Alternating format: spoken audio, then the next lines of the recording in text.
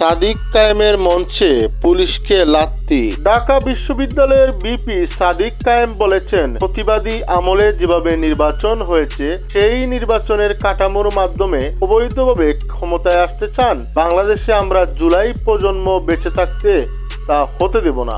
আবার যদি অবৈধ নির্বাচন হয় আবার জুলাই নেমে আসবে, আবার আবু সাইদের উত্তরসূরিরা নেমে আসবে, উসমান হাদির উত্তরসূরিরা নেমে আসবে ইনশাআল্লাহ। বৃহস্পতিবার 5 ফেব্রুয়ারি শহীদ উসমান হাদি চত্বরে ঐক্যবদ্ধ ছাত্র সংসদের আয়োজনে আবুটের পক্ষে আয়োজিত গণজমায়েত তিনি এসব কথা বলেন। সাদিক কায়েম বলেন, আমি সবাইকে অনুরোধ করব আমাদেরকে সজাগ থাকতে হবে।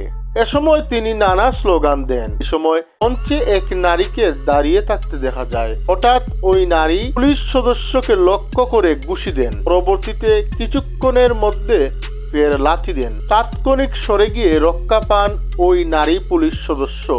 তবে ওই নারী সম্পর্কে এখনো বিস্তারিত জানা যায়নি। এখনকার সংবাদ এই পর্যন্তই। পরবর্তী সংবাদ পেতে চ্যানেলটি সাবস্ক্রাইব করে রাখুন এবং পাশে থাকা বেল আইকনে ক্লিক করুন। সবাই ভালো থাকবেন।